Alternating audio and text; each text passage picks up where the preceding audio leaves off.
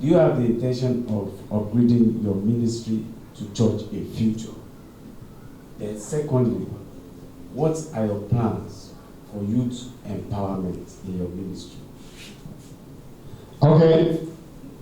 The first question, whether I have a plan to upgrade our ministry to church. Of course, I don't have such plan. And I can never have such plan, even after me, by the special grace of God.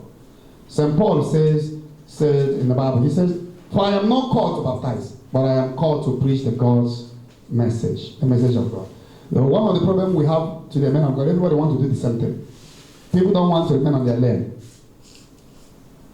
You want to admire those that are saying bishop when you don't have the gift. When you know it, you begin to forge and begin to do assignments. You don't have the gift of working on miracle. You want to do it. I am not called to open a church. I am not called to baptize. I am not called to work. I am called to be an ordinary servant of God in a prophetic field, visionary field, by the special grace of God, field of working of miracle and signs, field of teaching and salvation, conversion of sinners. That is the field I am called. So Zion Ministry will remain a ministry, a prayer ground, non-denominational, where everybody, no matter the church you're going, they come here, we pray together. So it's not a church today, and it can never be a church. When you are coming, did you see any signposts? Even yesterday, our Muslim brother was here yesterday. If you watched the prophecy yesterday, there was a time I was moving and says, "A man have ring. You have ring given to you by a native doctor." We didn't hear. Just yesterday, and he came out. He brought the ring. He's our brother Muslim. So they used to come. Any church you are going, here is a prayer ground for everybody. Not a church, and can never be church.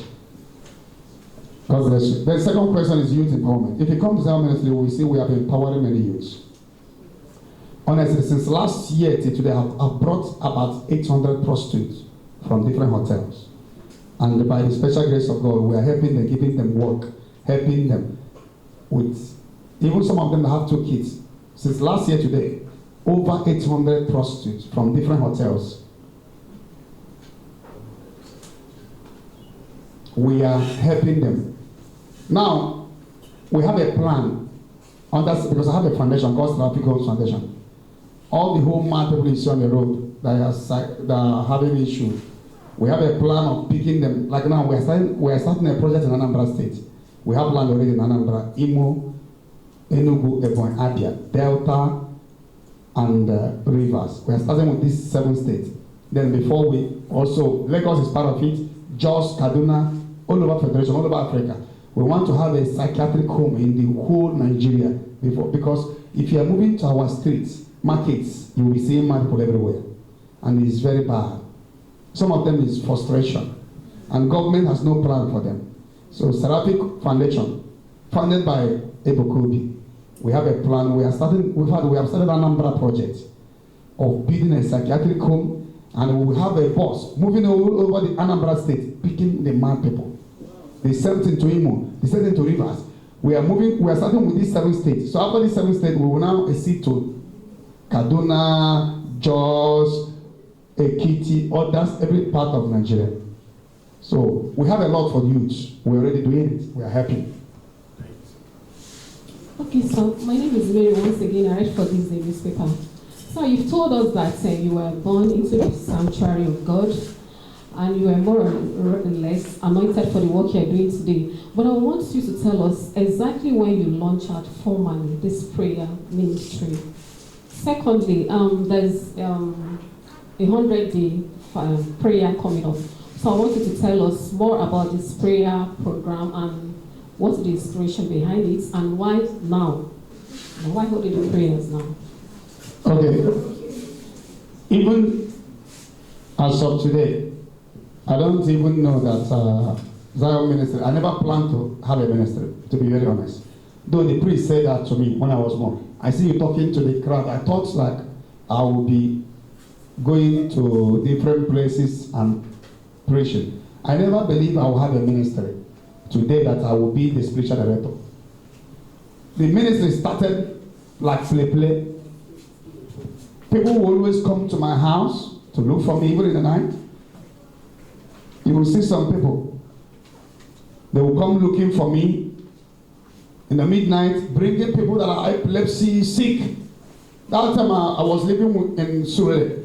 The landlady will be disturbing me. Ebuka, why every time people will be coming? Some people will even bring dead people. So the landlady threatened to give me quick notice. Then, where I was doing business then, if people will line up in my shop, you would think they want to buy market. All of them, they will tell you headache, stomach pain, back pain. That was what happened to me, so I don't have any place to hide again. That time there's a place called Prayer Estate now. That place was desert before. That is why I thought it's because of me they named that place Prayer Estate. Because that time I will always go there after Mass on Sunday. I will go there alone and stay. Pray. So people get to know that I used to be there. Then they will always come there to meet me every Sunday. 10 people, 20, 100, 200. When you know it, vehicles started coming there to look for me. That was how thousands of people started coming to that desert. Then the owner of the land says, oh, with this crowd coming here, these people may take over our land. Then they stop prayer people from gathering there to pray. Then when the people saw that, oh, they have stopped Oru-West, they just gathered to buy this land. First 4 plots. That was how the ministry started. Like play. I never planned for it. I never budgeted it. It has now been in my mind. My business was doing well. I was doing well. I was already a millionaire when I was doing business. I never planned to have anything in ministry. The whole thing started by play. Going to desert to pray. People coming there to meet me. The owner of the land said they don't want, I should not be there again. People from nowhere bought this place. Like that. So that was how I would tell you how ministry started. Now the second question. 100 days prayer. The 100 days prayer, we always, since 2009, how ministry started. It's actually 2009 to 10. How ministry started. We have been having 40 days fasting and prayer program. Fasting and prayer every 40 days. But during the COVID time, that was the first time, that was last year. 40 days fasting and prayer has been our annual fasting. Every year we do it. But last year, during the COVID, I said, oh Lord, we're going to extend this fasting from 40 days to 100 days. So we did 100 days fasting last year, and this year is the second time. But since 2009, we have been doing 40 days.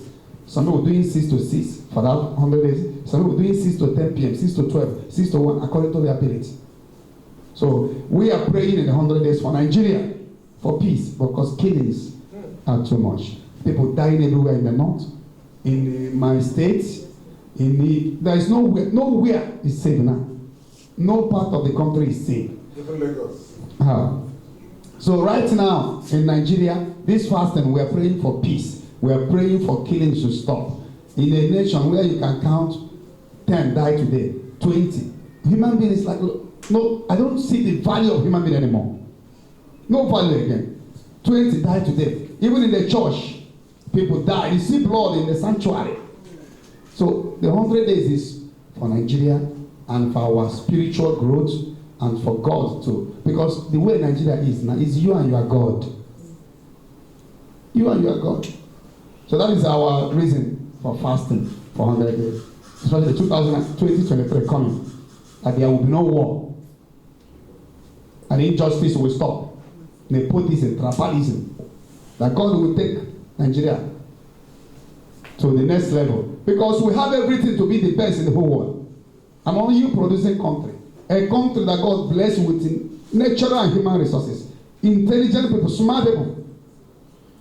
But everything is in shambles. Dollar now is 710 naira. One bag of rice you can't buy. People have gone back to buy a cup of rice in the market. Many Nigerians are going to bed every day with empty stomach. Empty stomach. The children of the poor have no hope. Many intelligent students cannot go to school because they cannot afford it. So that is why we are doing the 100 days. For God intervention. Our leaders, they always travel abroad. They see how things are being done, but they will come here, they cannot implement it. So we are praying because the Bible said, just shall live by faith. God bless you.